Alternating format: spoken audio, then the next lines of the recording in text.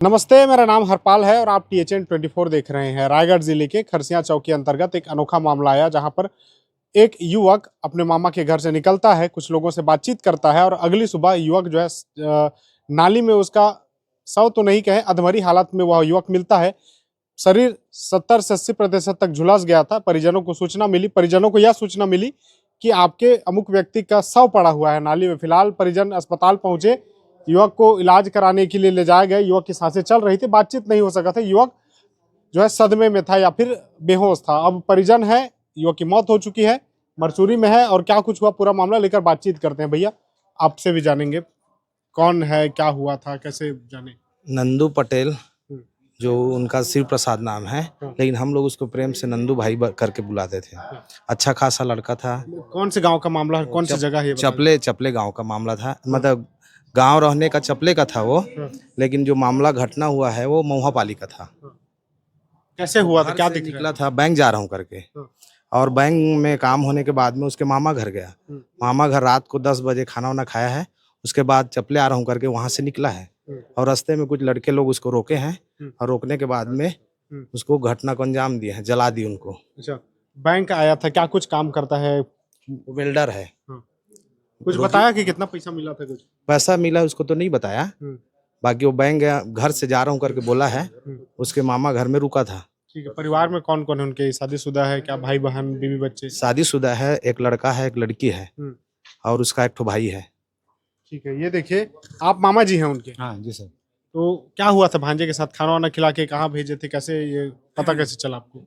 16 तारीख शाम 5:30 बजे मेरे यहाँ मोहापाली आया सर, और बोले कि मैं बैंक गया था मामा पैसा निकालने के लिए, पैसा नहीं निकला तो मैं जा रहा हूँ घर। बोले तो मैं बोला कि बहुत दिन के बाद आए हो तो थोड़ा रुक जाओ, खाना खा के चले जाना। मैं बोला तो मामा जी, एक चीज बता दीजिए मुझे कि जब बातचीत, आप खाना वाना खा रहे थे, तब बातचीत नहीं हुआ कि कितना पैसा निकाला है, या किसी से अनबन हुआ हो, या कुछ अलग अलग टाइप का कुछ लग रहा था उस टाइम?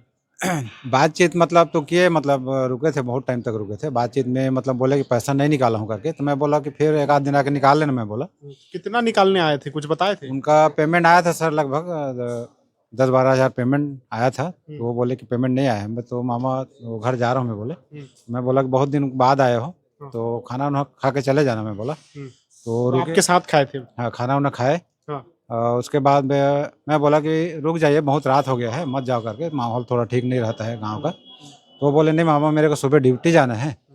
तो मैं बोला ठीक है, ड्यूटी जाना है तो निकलिए, फिर सीधा निकलना अपना घर में। बोला तो घर से बाइक से मतलब वही 10-10:30 बजे मेरे यहाँ से निकले। और कितना दूर है आपके घर से आपके भांजे का घर, कितना दूर है? जहाँ घटना हुआ सर, वो मेरे घर से आधा किलोमीटर दूर है, भाटापारा बस्ती है। तो वहाँ पर मतलब 2 लड़के उसको रोके भाटापारा बस्ती में, और बातचीत किए, उसका सीसीटीवी में रिकॉर्ड है। तो उसके बाद मतलब उन लोग रोके और बातचीत किए। उसके बाद मतलब हम लोग को सुबह पता चला कि मतलब आपके भांजा का मतलब जो है मृत शरीर मतलब नाली में पड़ा है करके। तो हम लोग गए सुबह। कैसे कैसे मृत हुआ है, कुछ दिख रहा था? मतलब उसके शरीर में मतलब हथियार से चोट लगा था सर, डंडा से मारपीट किए थे।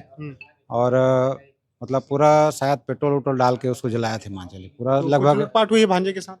लूटपाट में मतलब उनका जो बाइक है सामने वाला जो लेके फरार है, उसका एक लड़का पकड़ाया है और एक लड़का फरार है। कुछ पैसा वैसा भी गायब, मोबाइल वगैरह? नहीं, पैसा वैसा तो नहीं रखे थे, मोबाइल नहीं रखे थे। मतलब बाइक मतलब लेके फरार तो हुआ। आप तक सूचना पहुंची कि आपका भांजा जो है इस हालत में पड़ा हुआ है, तब तक क्या क्या बातचीत कुछ हो रहा था? किसी तरह की कुछ कह रहा था, या क्या हुआ था? कैसे अस्पताल लेकर मतलब गए? वो बेहोश हालत में थे सर। हम लोग जब गए ना तो एकदम बेहोशी हालत में नाली में पड़े थे। तो हम लोग एम्बुलेंस फ़ोन किए, तो एम्बुलेंस वाला लेट हुआ करके हम लोग बाइक से ही बैठा के उसको खरसिया सिविल अस्पताल ले गए, और वहाँ पर उनका प्राथमिक उपचार हुआ।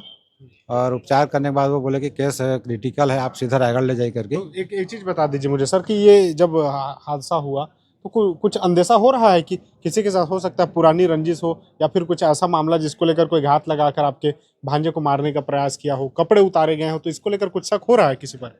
हाँ, उस केस के आधार से मेरे को तो मतलब नीलेश डेंजारे है सर, उसके ऊपर शक है, क्योंकि वो लड़का बदमाश प्रवृत्ति का है और उसका काम लूटपाट का ही काम रहता है। वो दोनों लड़के रोके थे, तो उसी के आधार से उन लोग ही मतलब केस को अंजाम दिए लगता क्या है। लगता है ये जो डेंजारे जिसका नाम आ रहा है, पहले भी जेल जा चुके हैं लूटपाट के मामले में। का पहले का कई ठो मतलब केस है सर, इन लोग का लूटपाट का ही काम रहता है। और उसके साथ में एक गंगाराम और लक्ष्मण करके लड़का है, वो भी साथ में था। दोनों लड़के का सीसीटीवी में रिपोर्ट में पता चला है।